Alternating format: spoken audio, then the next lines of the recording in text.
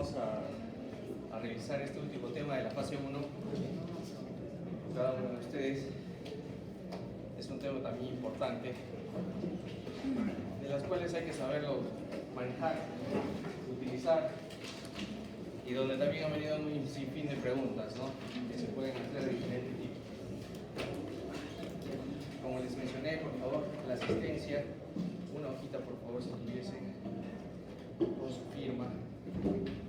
Como ya les mencioné en grupos anteriores, hay quienes me han dicho: yo estoy en todas las clases, y hay quienes he visto que no están ninguna.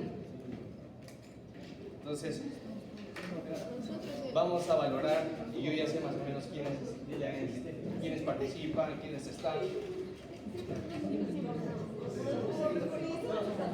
Una hojita con su firma, por favor.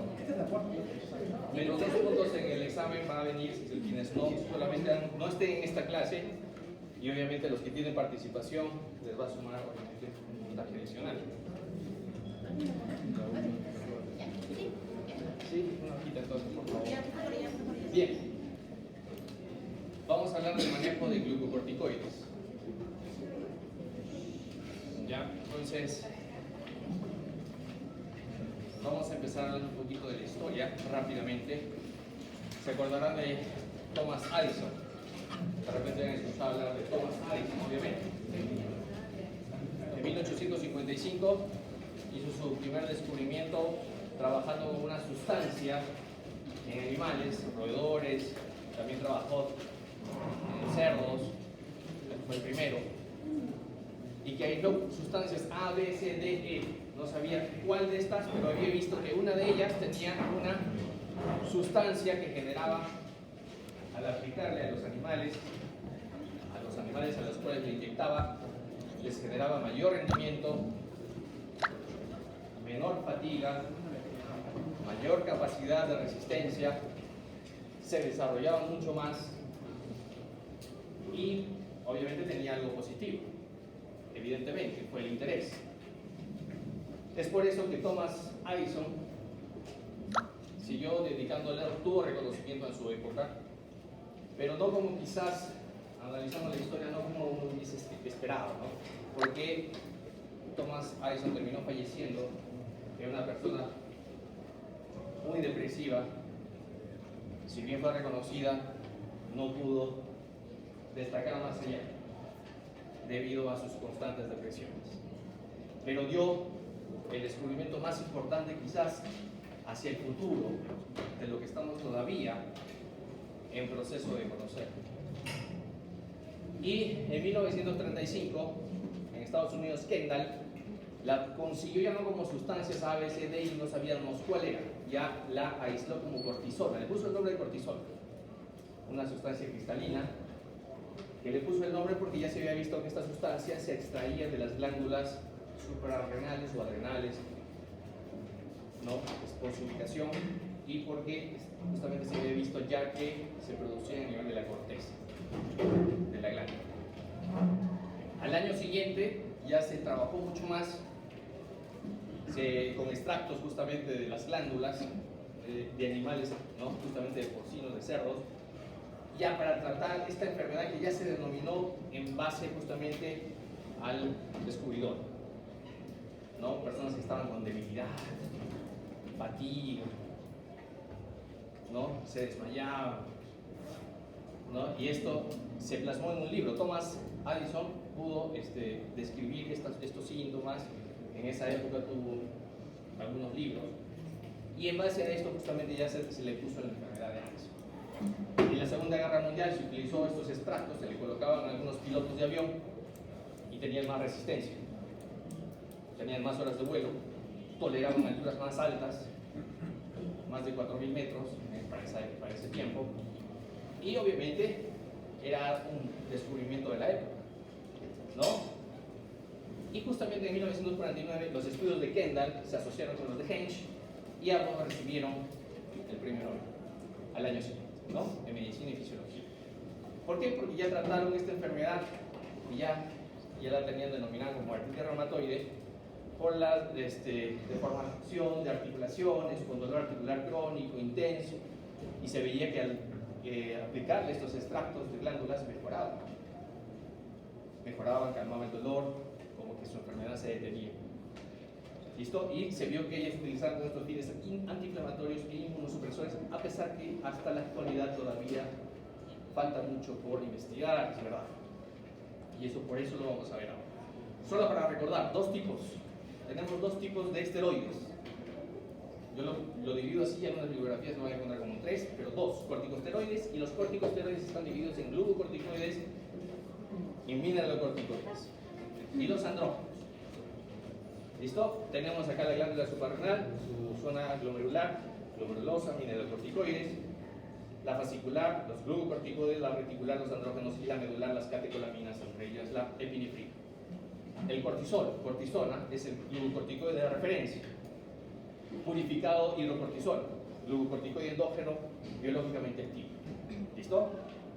Y de a partir de allí se han creado los sintéticos, la prednisona, la dexametasona, la metilprednisolona, siendo la dexametasona el más intenso, el que tiene un efecto mucho más intenso, potente, pero su tiempo de vida media es prolongado.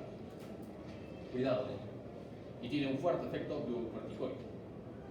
Todos los glucocorticoides, no todos digo, pero muchos tienen una actividad glucocorticoide y mineralocorticoide, como vamos a ver ahora.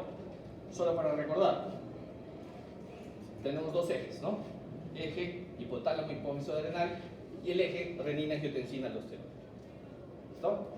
Porque tenemos dos sustancias importantes, el cortisol y la aldosterona.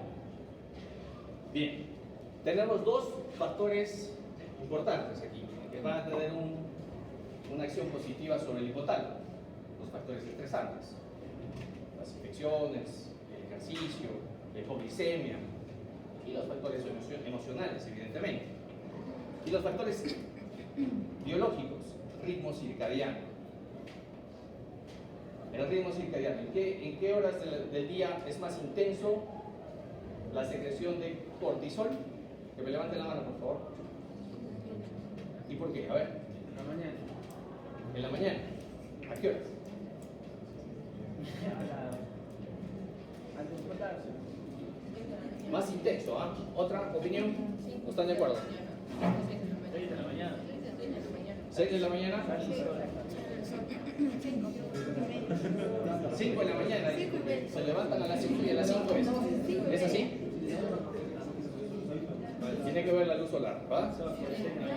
Promedio es 8 de la mañana. Pero hay un segundo pico menos intenso. ¿Es a qué hora? Mediodía. Un poquito más tarde. 4 de la tarde. Ya, no se olviden. ¿Por qué es importante recordar esto? Ya lo vamos a ver, porque justamente allí vamos a dar la dosis de corticoides como reemplazo de dosis fisiológicas. Ojo, cuidado. Estimulan el hipotálamo, esto me va a generar la secreción de hormona liberadora de corticotrofina, me actúa sobre la hipófisis me secreta adrenocorticotrofina y esto va a actuar sobre la corteza suprarrenal para producir cortisol. Hay un feedback negativo. ¿Listo? Pero hay una activación de forma positiva, ya hemos hablado. Y por el otro lado tenemos el eje renina angiotensina aldosterona. Si yo tengo un descenso de la presión, hay un descenso a nivel de las células juxtaglomerulares, disminuye la presión, o sea que disminuye el sodio o que aumente el tono simpático, va a generar acción positiva sobre la renina. Esta renina va a actuar para el cambio de angiotensinógeno que se produce en el hígado a angiotensina 1. Y finalmente, con la acción de la enzima convertidora de angiotensina, va a transformar a la angiotensina 1 en 2. Y esta angiotensina 2 va a actuar sobre la aldosterona para que se secrete. Y esta aldosterona va a actuar a nivel renal, túbulo contorneado distal, va a generar se va a unir al complejo mineralocorticoide, su receptor, y esto a nivel del núcleo va a generar dos proteínas, una proteína relacionada al sodio y una proteína externa medular que se encarga de excretar potasio. Por un lado, la proteína involucrada con la reabsorción del sodio, y por otro lado, esta ROMK, proteína externa medular del receptor para eliminar potasio. ¿Listo? Entre más intenso sea la actividad mineralocorticoide, me va a generar más pérdida de potasio más pérdida más retención de sodio. ¿Listo? Solo para recordar también aquí, es importante tener en cuenta algunos factores.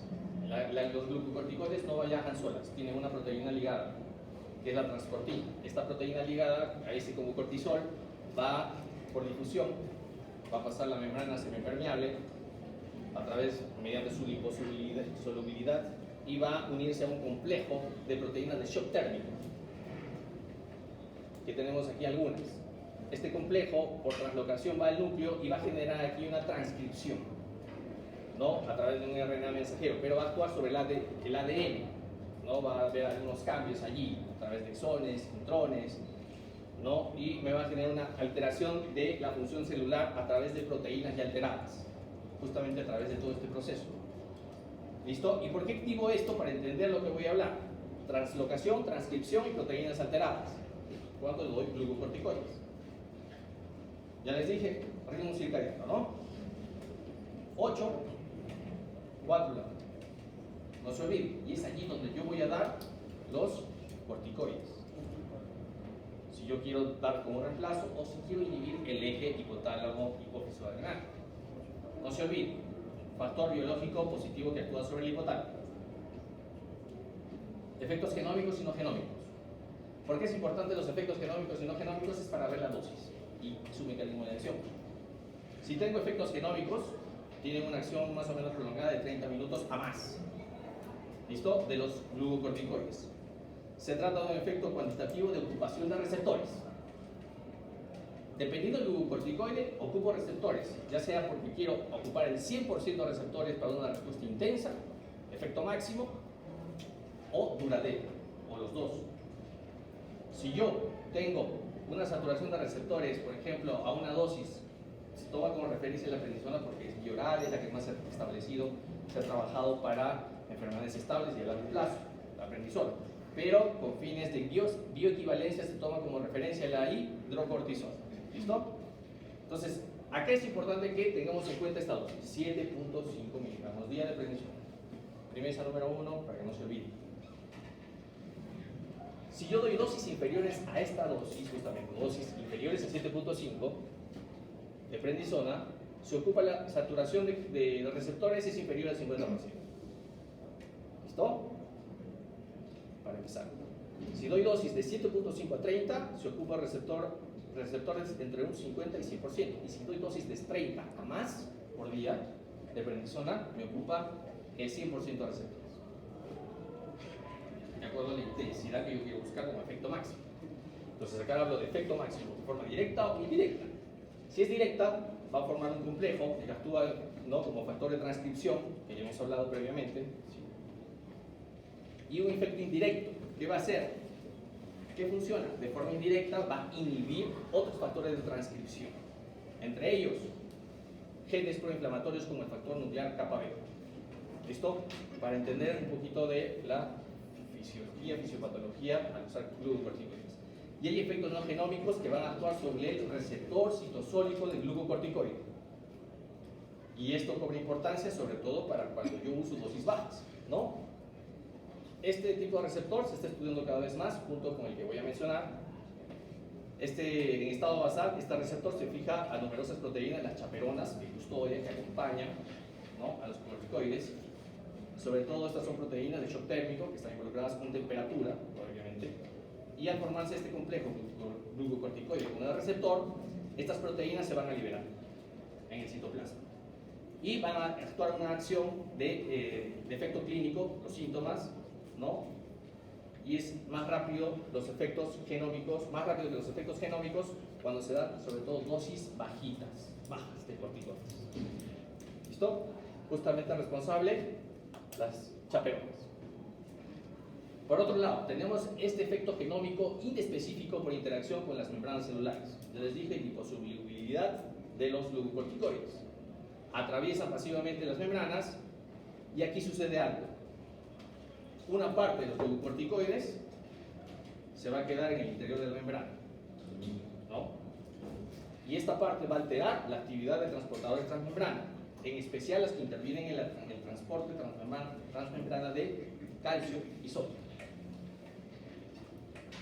Y aquí hay que tener mucho cuidado porque justamente el calcio y sodio van a repercutir, si es que no ajustamos bien las dosis, en algunos efectos adversos que tienen que ver con el calcio y el sodio. Y esta alteración va a generar también alteración a nivel de los linfocitos. Y esto tiene mucho que ver, estos efectos no genómicos, en los efectos de acción inmunosupresora rápida e intensa, sobre todo cuando doy dosis altas de corticoides. Altas, megadosis. Entonces, ¿cuál es la cantidad normal secretada de cortisol al día? Se habla de 12 a 30, equivalente a de 3 a 7.5 miligramos de prednisona. Se habla en las últimas veces que se ha ajustado a uno que no debe ser más de 10, que es equivalente a 2.5 miligramos de prednisona, ¿no? En algunas bibliografías van a encontrar un poquito 3 a 7.5, en otras 10. Entonces, damos dosis de corticoides de manera fisiológica o de manera suprafisiológica. ¿No? Si es fisiológica, es igual a la dosis secretada, la que mencionamos arriba. Y si doy una dosis suprafisiológica, es mayor de 0.1 miligramos kilo de prednisona, o sea, más de 7 miligramos para una persona de 70 kilos. Y aquí parte que si yo quiero inhibir el eje hipotálamo, hipófiso adrenal, tengo que darle más allá de esta dosis, ¿no? De 7, o sea, 7.5 para arriba, para inhibir el eje. Premisa 1, dosis. ¿Qué pasa? Si yo suspendo, no solamente voy a ver la dosis, sino también el tiempo que yo le voy a dar de corticoides. ¿Por qué? ¿Qué sucede? Si yo suspendo bruscamente una dosis suprafisiológica durante un tiempo prolongado, ya les voy adelantando que es 2 a 3 semanas, el organismo toma tiempo en adaptarse, ¿no? Así como pasa con el sodio, hay un tiempo para la reposición, por eso da la desmogenización osmótica, ¿no? Porque hay un tema de readaptación celular y en ese caso era de cationes y aniones. En este caso, el eje tiene tiempo para readaptarse, sobre todo si lo expongo a situaciones de estrés. Sobre todo. Estrés de diferentes tipos, ya hemos dicho. Puede ser una infección, una cirugía, emocional. Entonces, si yo no le doy tiempo al eje, yo suspendo bruscamente la dosis suprafisiológica, voy a generar una insuficiencia suprarrenal. Con toda la clínica que con esto lleva, ¿no? Obviamente no va a haber una respuesta adecuada para la producción de cortisol. No voy a tener cortisol en la respuesta al estrés. ¿Listo? Como hormona contrarreguladora, como parte de contrarreguladora para también en situaciones de estrés se debe producir en situaciones en una dosis adecuada. Pero ¿qué sucede? Porque obviamente si no tengo cortisol también contrarreguladora porque me ayuda a la gluconeogénesis, tiene implicancias sobre las proteínas, la grasa, como ya vamos a ver, sobre el sodio, ya con la acción actividad mineralocorticoide. Entonces, tiempo de corte, 2 a 3 semanas, 3 semanas. ¿Listo? Si se ha indicado menos de 3 semanas, dosis suprafisiológicas, no necesito realizar el tapering o descenso gradual de corticoides. ¿Listo? Si yo le doy más de 7.5, más de 3 semanas, sí necesito hacer tapering o descenso gradual de corticoides para evitar la insuficiencia suprarrenal por suspensión brusca. ¿Listo? Y que obviamente no me va a producir cortisol. Acá hay un cuadrito que es importante que lo tengan en cuenta, lo deben haber visto, las bioequivalencias. Lo van a ver, hidrocortisona es glucocorticoide de referencia, ¿verdad? Es el primero finalmente descubierto, purificado. 20, equivalencia, 5 de prednisolona 5, prednisolona 4, dexametasona 0.5. Pero acá es lo más importante que yo me debo fijar en la actividad inflamatoria. Actividad inflamatoria como 1, referencia. Como 4, prednisolona 4, metilprednisolona. Yo tengo que multiplicar la dosis que yo quiero transformar o dividir por su actividad inflamatoria para obtener la actividad, o mejor dicho, para obtener la bioequivalencia con hidrocortisona, que es finalmente a lo que yo voy a tomarlo como referencia principal en las bioequivalencias. Ejemplo, yo quiero convertir, por ejemplo, una dosis de prednisona de 50 miligramos, que muchas veces se utiliza como dosis de mantenimiento, pero lo quiero transformar a hidrocortisona endovenosa. El hidrocortisona es un glucocorticoide tiene actividad intensa, pero tu vida media también no es prolongada, es relativamente corta, pero es intenso, ocupa los receptores, ¿no? Más del 50% a 100%, pero no tiene una vida media prolongada. Entonces, a veces en situación de emergencias, de urgencias, uso hidrocortisona, ¿verdad? Entonces, por eso hago la transformación. 50, su actividad inflamatoria, 4, de la prednisona, para que me dé la actividad inflamatoria del hidrocortisona como referencia. Por 4, 200 miligramos de hidrocortisona le estaría dando a este paciente si lo quiero transformar de 50 equivalente a 200 de hidrocortisona. Es la bioequivalencia. Pero si yo quisiera hacerlo al revés, quiero transformar hidrocortisona a una dexametasona, que es otro corticoide endovenoso, más bien, si yo quiero llegar a la actividad inflamatoria de la hidrocortisona, lo multiplico. Pero si es al revés de la referencia, la bioequivalencia de referencia, a otro menor, lo tengo que dividir. ¿No? Hidrocortisona 150 y quiero transformar a dexametasona, su actividad inflamatoria lo tengo que dividir 25. Entonces, 6 miligramos. ¿Listo? Es un juego de números más sencillo. Pero es importante porque ya hay aplicativos, hay aplicaciones, ¿no? Ingresan los datos y simplemente pueden dividirlo. Pero algunos solamente se encargan de memorizar estos datos y lo pueden sacar mentalmente. ¿Listo? Simplemente recordar 4, 4, 5, 25, 25, ¿no? Y el orden y podrían sacarlo mentalmente. No los voy a pedir que memoricen eso, no estamos para memorizar, simplemente para saber cómo vamos a trabajar. Como alguien me preguntó, no. Entonces tenemos diferentes vías de glucocorticoides, ¿verdad? Tenemos la vía intramuscular, de acuerdo a la forma de presentación farmacéutica, la intravenosa, la oral, la inhalatoria, la intraarticular, la tópica, dependiendo el uso que le quiera dar, dependiendo también el tipo de enfermedad, ¿no? Dependiendo del paciente. Entonces tengo dos situaciones en general que yo voy a utilizar el glucocorticoide, de forma fisiológica o de forma suprafisiológica, desde el punto de vista de suprimir la secreción de ACTH. Si suprimo ACTH no hay cortisol, ¿no? Porque ya sabemos que la ACTH se produce a nivel de la hipófisis. ¿Ya?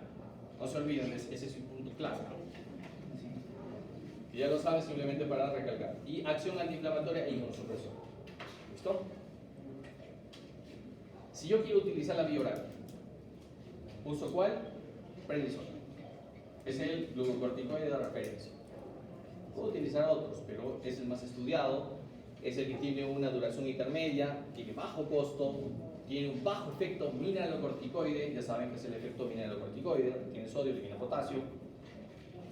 Entonces, este fármaco seleccionado, por ejemplo, se ha tomado justamente la prednisona, que de forma activa se transforma en prednisolona a nivel del hígado, ¿no? Es un profármaco, la prednisona.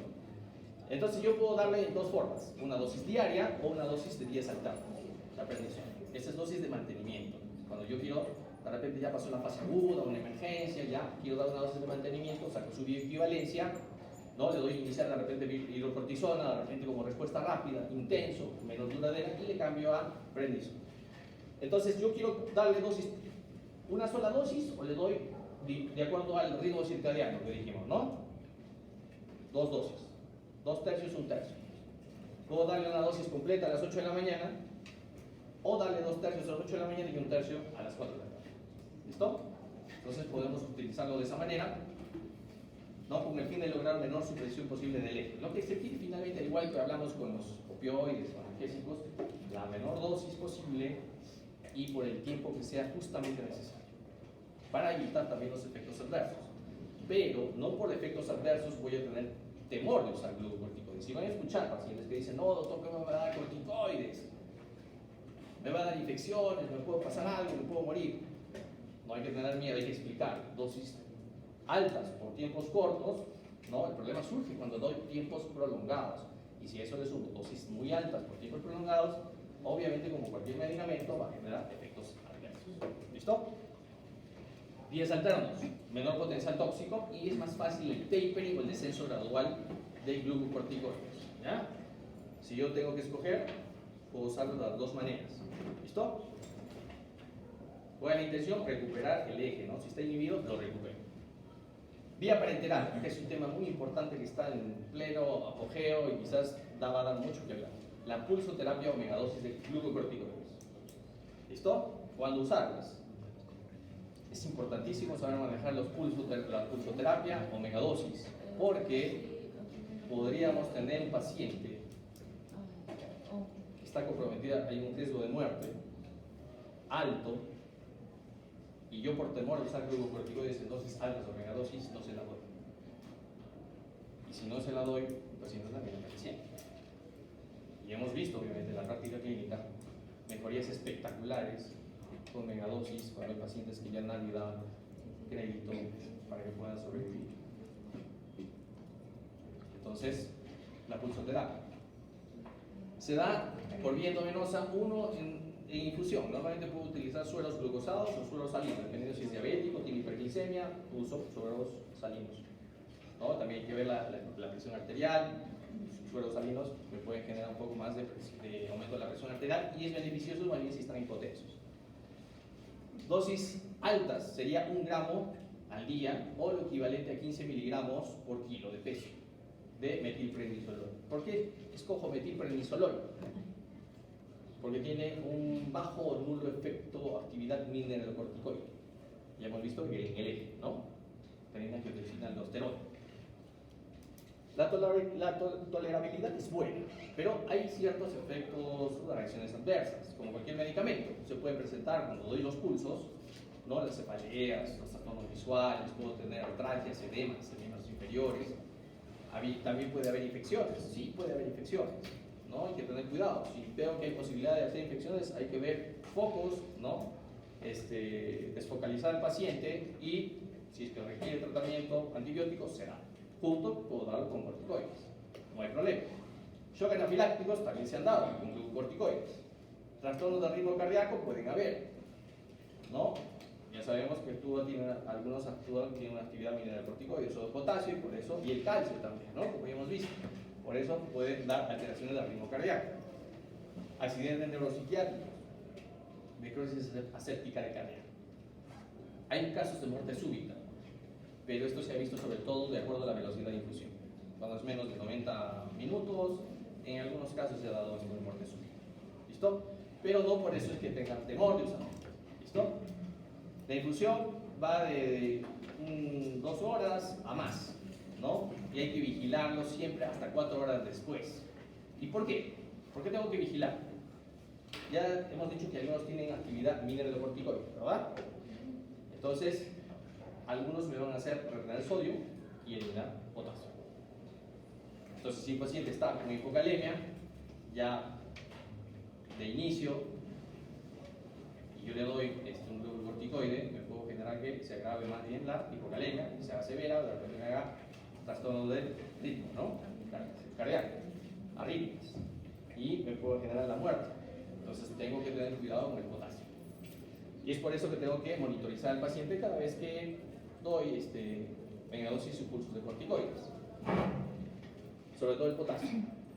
Un EKG, sobre todo si tengo ya cierto grado de hipocalemia, ¿no? Y en zonas endémicas, parasitosis tipo estreptococcus. No es frecuente en nuestro medio, pero hay que mencionarlo, ¿no? Tratamiento con ivermectina. Y acá está una lista, no de todas, porque hay quienes, juntamente con la época de Kendall Hench, por ahí había algunos que decían, para ellos, en esos inicios, creían que casi todas las enfermedades podían tratarse con corticoides. Esto no es del todo cierto. Bueno, hasta lo que se sabe hasta ahora. ¿Por qué? Porque se inflige enfermedades sistémicas, sobre todo inmunológicas, que tienen una buena respuesta. Enfermedades, por ejemplo, como la primera que se aplicó, la artritis reumatoide, mejorías muy buenas, ¿no? La juvenil, la artritis psoriásica, un poco frecuente, también con muy buenos resultados el lupus eritematoso sistémico. La nefropatía lúpica, mejoría espectacular. Creatinina que ingresa en 3 y en 2-3 días se va a 6, 7, urgencia dialítica, ¿no? Y elevación del potasio, trastorno del sensorio, acidosis metabólica. Y doy pulsos, mejoría espectacular. Empieza a descender la creatinina, mejora la tasa de filtración. ¿Listo? Igual, tenemos síndromes nefróticos, tenemos varios tipos de vasculitis, según la clasificación de Chapel-Hill, por ejemplo, tenemos el pénfigo, buena respuesta, ¿no? Con ampollas, sea en la mucosa, ¿no? O solamente en piel, neuritis óptica, la uveitis, la anemia hemolítica. Ejemplo, hemos tenido pacientes y se ve con relativa frecuencia. Llega un paciente, hemoglobina en 10, ingresa pálido, no hay evidencia de pérdidas y en pocas horas, los días siguientes, hemoglobina en 5. ¿Qué sucedió? ¿Qué pudo haber pasado? Reacción antígeno-anticuerpo y obviamente destrucción del hematocrisis, anemia hemolítica. Cae bruscamente, sin evidencia de pérdida. Y allí, obviamente, si vemos que no hay ninguna pérdida, no hay una explicación, obviamente hay que hacer estudios complementarios, podemos dar dosis altas de corticoides. Y se ve que se empieza a recuperar, ya no empieza a caer la hemoglobina y se estabiliza. Otro caso, hemorragia alveolar difusa. Caso típico también, no tan infrecuente. Llega el paciente con disnea, desaturando 2 litros de oxígeno. De repente no hemos hecho todavía bien adecuadamente el examen físico, de repente ahí encontramos algunos estigmas, algunos signos físicos, posiblemente de una enfermedad autoinmune tipo una vasculitis, podemos encontrar. Está disneico, desaturando y de repente dosamos hemoglobina y en cuestión de horas de hemoglobina pues de 11 cae a 5 igual. Y empeora la saturación, ¿no? Decae. No hay evidencia de sangrado, la hemoglobina se cayó. ¿De dónde? ¿A dónde se fue la hemoglobina? Al pulmón, hemorragia alveolar. Tomo una tomografía compatible, un patrón compatible con una hemorragia alveolar y es en ese momento que tengo que utilizar megadosis o pulsos de corticoides. ¿Listo? Hay punto de retorno y no retorno también, ¿no? Si yo doy a un paciente porque tenga temor y yo me espero y no le doy en el momento oportuno, de repente pues el paciente se choca, hace un shock distributivo, séptico, empeora, encefalopático, llega a un punto de no retorno y yo le quiero dar corticoides, ahí más bien ya capaz ya lo empeora, ¿no? Y lo termino mandándolo. ¿Listo? Cuidado, hay que utilizarlo de forma oportuna también. Tenemos algunas enfermedades colitis ulcerativa, miastenia gravis, anemias aplásicas que pueden responder, ¿no? Esto es obviamente evaluando en conjunto. Unidad clínica. Si yo utilizo vía tópica, va a depender del lugar donde voy a administrar un glucocorticoide vía tópica, ¿no? Puede ser en crema, en gel. Áreas de mayor absorción a menor absorción, áreas intertriginosas, mejor absorción. Las de menor, el antebrazo, la frente, ¿no? En la cara, cuero cabelludo, en general la cara tiene una buena absorción. Intertriginosas. Va a depender también del excipiente, obviamente, dependiendo del laboratorio también. Hay curas oclusivas también que se utilizan, ¿no? Curas oclusivas, ¿no? Doy dosis de corticoides, por ejemplo, triamcinolona, que tiene mayor duración, tópicamente, y cada cierto tiempo, ¿no? Voy reponiendo esta cantidad de dosis y van a aumentar estas dosis por tiempos prolongados, intensos, y voy a tener efectos duraderos. Áreas descamativas inflamadas, mayor absorción. La piel de los niños tiene mayor absorción, ¿ya? Solamente para la referencia. Y este es el cuadrito que es importante. Acá tengo no solamente los glucocorticoides sistémicos, sino también los tópicos. Si yo quiero un glucocorticoide potente, con una muy alta actividad glucocorticoide, puedo usar el clobetazola. Ese es uno. Hay otros, ¿no? La diflorazona, no hay en el mercado de repente aquí, ¿no? Alometasona, ¿no? Pero puedo utilizar una de alta potencia, glucocorticoide. Betametasona, ¿no? Puedo utilizar. Pero fíjense acá, de baja potencia, hidrocortisona. Si yo tengo una psoriasis vulgar, severa, con gran signología en piel, ¿no? Con descamación intensa, con escozor, optaría por una de muy alta potencia, ¿no? Si no la hay, bueno, pues puedo alternar o otra de alta potencia. Y a esto es lo que me refería con la actividad glucocorticoide y actividad mineralocorticoide. Algunos glucocorticoides tienen altas acciones, ya hemos dicho, actúan en los dos ejes. ¿Ya? Esta actividad, por ejemplo, la que tiene alta actividad glucocorticoide y alta actividad mineralocorticoide es la fludrocortisona.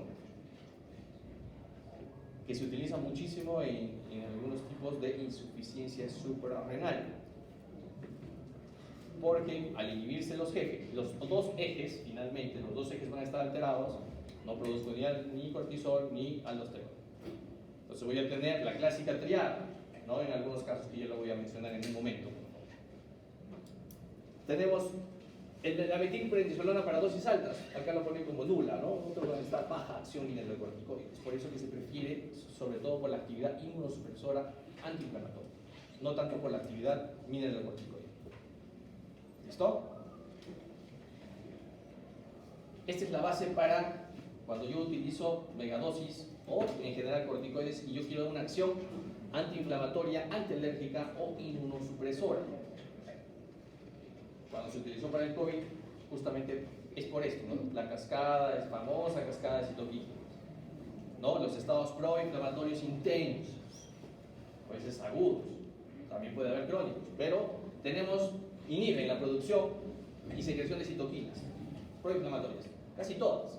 Interleuquino 1, 2, 3, 5, 6, 8, 12, factor de necrosis tumoral, interferón gamma, factor estimulante de colonias granulocíticas, macrocíticas, inhibe la acumulación de macrófagos, neutrófilos, ¿no? En focos inflamatorios, inhibe la síntesis y liberación de butacoides, enzimas lisosomales, la degranulación expuesta de mastocitos a la inmunoglobulina E, la expansión clonal y citotoxicidad espontánea mediante linfocitos T, que va a generar menor producción de óxido nítrico, ¿no?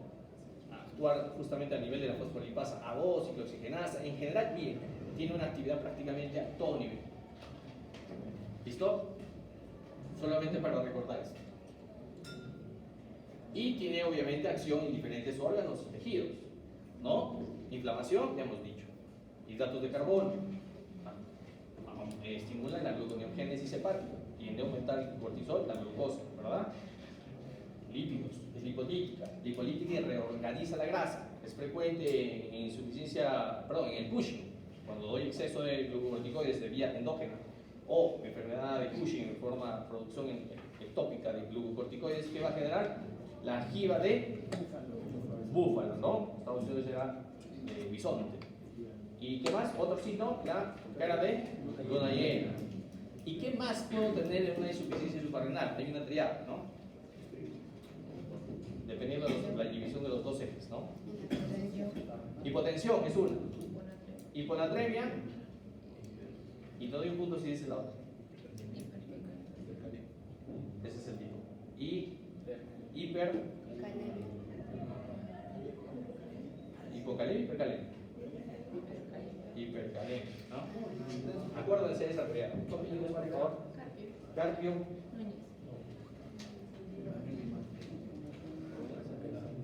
Bien. A nivel cardiovascular también tiene algunos efectos a nivel de riesgo, ya sea por el sodio, potasio, calcio, ya hemos hablado justamente. Puede tener una repercusión, músculo estriado, también puede haber fatiga, ¿no? Cuando hay déficit, necrosis muscular, debilidad, ¿no? Puede haber rhabdomiólisis, ¿no? Puede haber también pues, alteraciones en la sangre, en el sistema nervioso central, por ejemplo, psicosis, alteraciones del trastorno del sensorio. En fin, tenemos diferentes formas de presentación de los glucocorticoides, ya sea por su acción o sobredosis. En fin, en conclusión, dosis alta, 1 miligramo kilo día, dosis media, 0.5 miligramos kilo día, y dosis bajita, 0.1 miligramo kilo día. ¿Listo? Hay algunas interacciones medicamentosas de los glucocorticoides, sobre todo son muy conocidos con los anticonvulsivantes. ¿Listo? En general con casi todos. Antituberculosos como la rifampicina. ¿Listo? Pueden modificar su biodisponibilidad. O con los antagonistas, los antivitamina A, ¿no? En dosis altas van a potenciar el efecto. ¿Como cuál? ¿Antagonistas de vitamina K?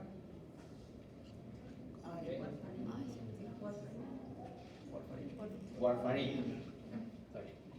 Yo pensé que iban a decir todo warfarina. Bueno, posología. Una dosis de 30 miligramos de hidrocortisona al día o sus equivalentes, 0.5 miligramos de dexametasona, con unas tablas de bioequivalencia, 7.5 miligramos de prednisona. Acuérdense, esto solo como referencia, 7.5. A partir de ahí, nivel eje, por 2 a 3 semanas. ¿Listo? De 2 a 3 semanas para arriba, y nivel eje. ¿Listo?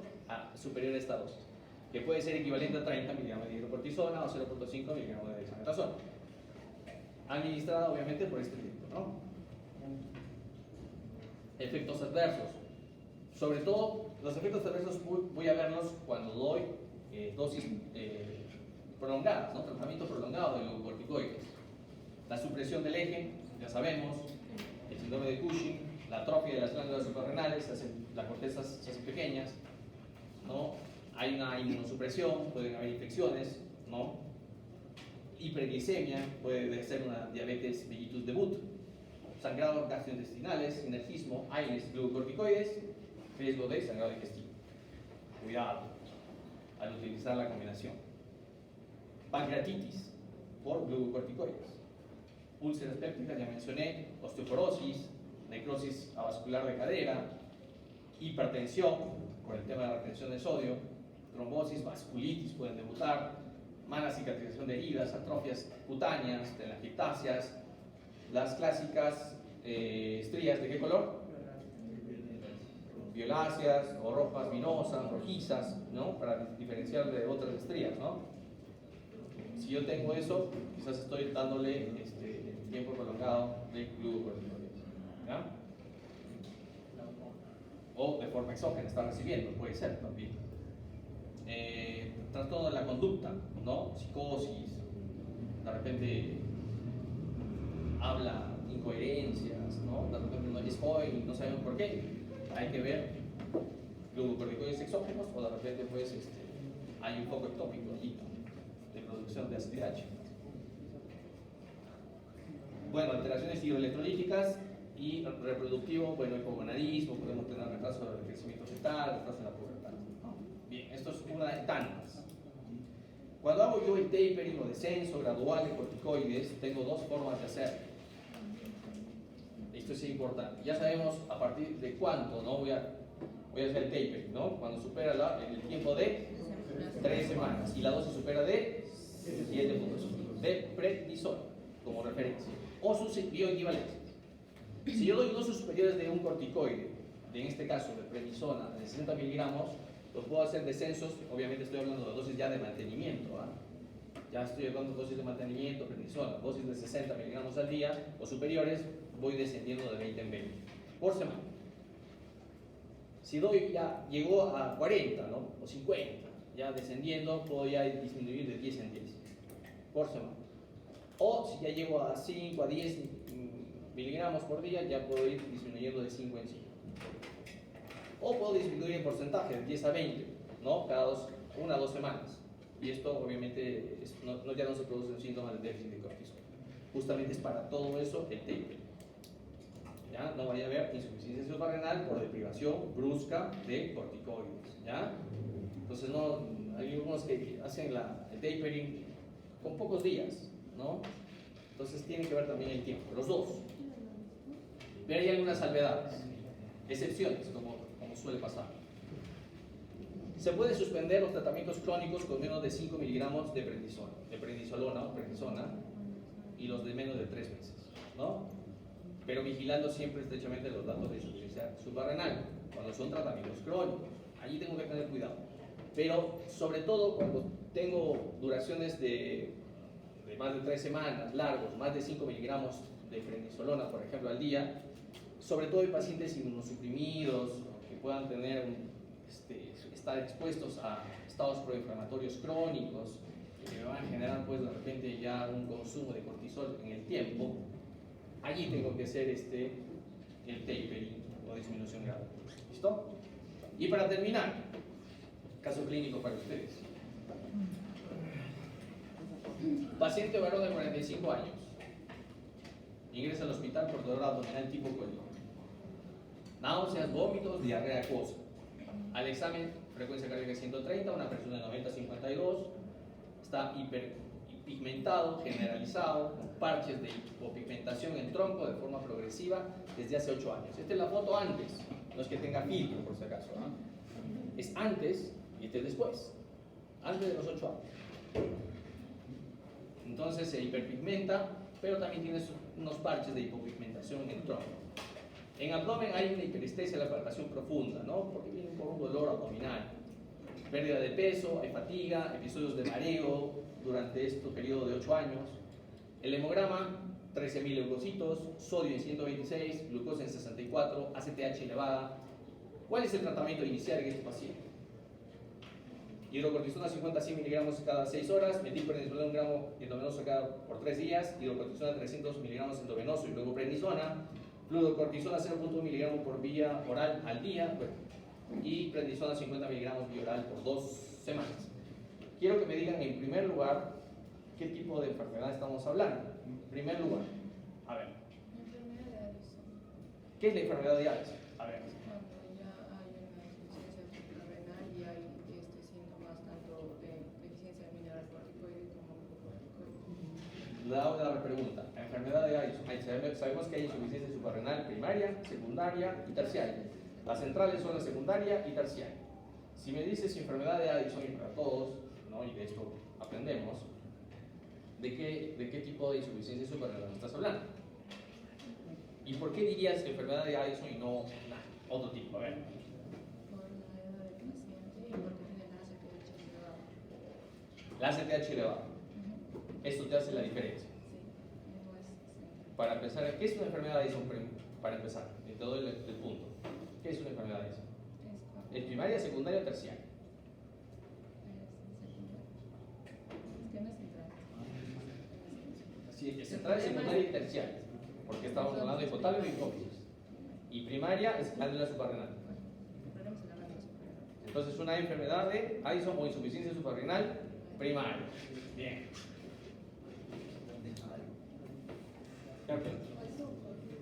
Ya, hasta ahí vamos bien. Me dice que es una insuficiencia suprarrenal primaria, pero hay otra forma de darme cuenta que es primaria o no, de repente no esa. Solamente le he hecho la pregunta si es insuficiencia suprarrenal. ¿Qué tipo para la enfermedad de Addison? Pero, ¿realmente será primaria? Acá está, hay una forma de saberlo. De las insuficiencias suprarrenales, ¿cuál, sea primaria, secundaria, terciaria, cuál tiene un distintivo en particular? Y que está aquí. ¿Cuál? La hiperpigmentación, ¿no? Porque ¿qué pasa en la insuficiencia suprarrenal? ¿Qué va a suceder? Hay una producción de cortisol, ¿no? Pero hay una estimulación de ACTH constante. En este caso hay una ACTH elevada. Y cuando se produce ACTH, a la vez se va a estimular la producción de la melacortina o propio melacortina, que tiene los receptores en la piel y va a generar la pigmentación. Por eso se ha pigmentado el paciente. Pero ya, esa es una forma. Y otra forma de darme cuenta, dijimos, la triada, ¿no? Hipotensión, 90 a 52. Hiponatremia, 126. ¿Y qué más? Bueno, no está. Pero hay otra cosa más que tiene. Y que no está aparte a veces la triada, pero a veces lo consideran. La otra es hipoglicemia. Si hay ACTH elevada,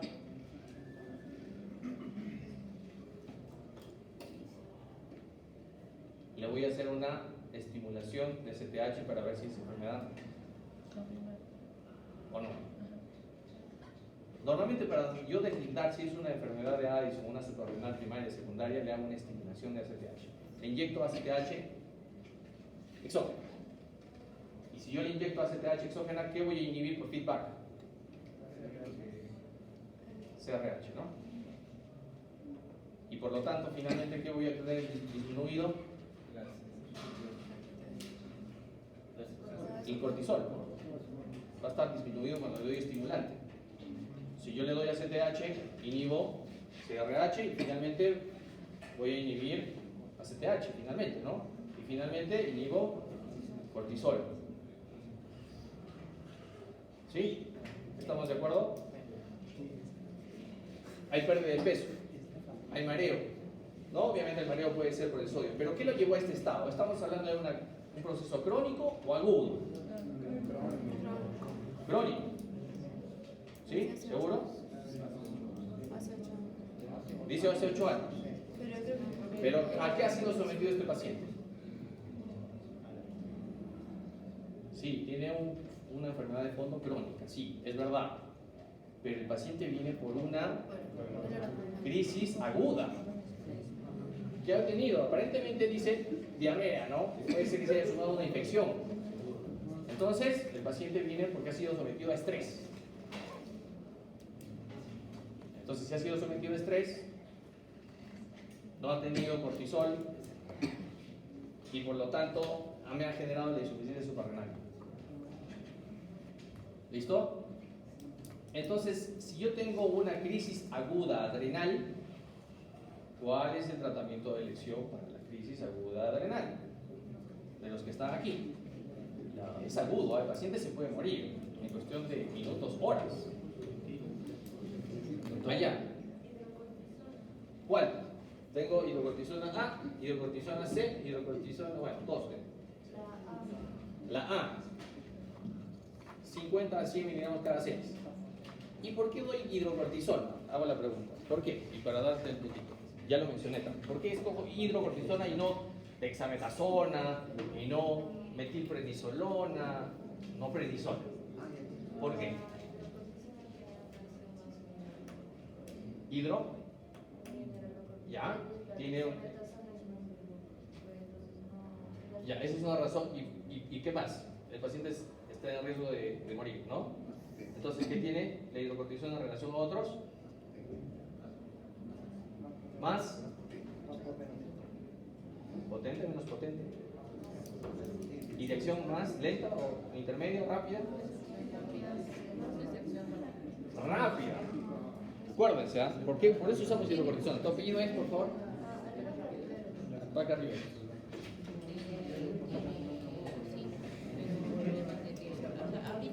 Por eso escojo hidrocortisona. Y por eso no escojo metilprednisolona. Que si bien me ocupa el 100%, esto más es a efecto duradero. Y porque no quiero tanto, obviamente tengo sodio bajo, glucosa, necesito una acción mineralocorticoide. Y ya hemos dicho acá, creo, ¿no? Se mostraba la tablita. Para que no se olviden, igual van a tener esto. Pero que me pasé. Eso era antes. Acá. Media. Seguida nomás de la fludrocortisona, ¿no? Esa es la razón. Y por eso no escojo a los demás. Metilprednisolona, obviamente prednisona, bioral, dexametasona, baja, nula. ¿Ya? Entonces ya saben por qué. Y cuando lo encuentren en los libros, ya, ¿por qué es hidrocortisona? No metil, ¿por qué no es prednisona? Y finalmente, y la dosis, ¿no? ¿Por qué no le doy esta dosis de 300 y luego prednisona? Simplemente porque se da, ya está establecido que a esta dosis de 100 miligramos, primero le doy 100 miligramos en bolo y luego continúo con 50 cada 6 horas, hasta lograr la estabilidad clínica. Controlo la presión, me sube el sodio, me mejora la glucosa, y de allí recién puedo utilizar fludrocortisona, porque es vía oral. ¿Listo? Y tiene actividad alta mineralocorticoide, porque ya sabemos, por el sodio, por la glucosa. ¿Listo? No se olvide. Yo creo que está respondiendo más bien. Gracias. Y creo que quedamos así para el examen. ¿Sí?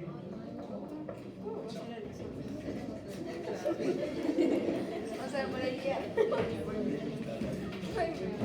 Son casos modernos. Muy bien.